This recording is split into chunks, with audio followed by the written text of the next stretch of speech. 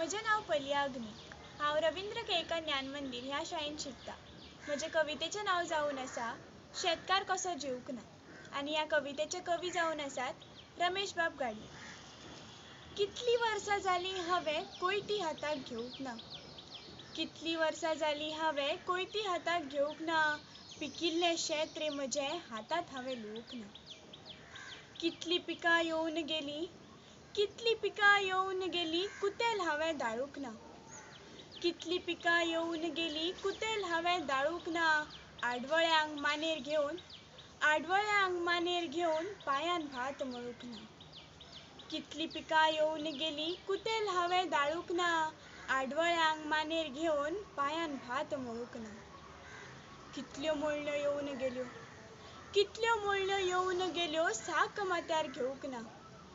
कितल्यो मळण्यो येवन गेल्यो, साक माथ्यार घेवंक ना. भाता कुशीक तांबडो जावन बांयचें उदक न्हावंक ना.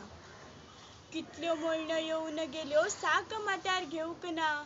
भाता कुशीक तांबडो जावन बांयचें उदक न्हावंक ना. सळये माथ्यार घेवन हालत बाना वयल्यान चलूंक ना. सळये माथ्यार घेवन हालत बाना वयल्यान चलूंक ना. भात वारें करपाक हांव सुपा वांगडा धोलूंक ना. सळये माथ्यार घेवन हालत बाना वयल्यान चलूंक ना. भात वारें करपाक हांव सुपा वांगडा धोलूंक ना. हुड्या वयल्या आडसराचें थंड उदक पिवंक ना. हुड्या वयल्या आडसराचें थंड उदक पिवंक ना.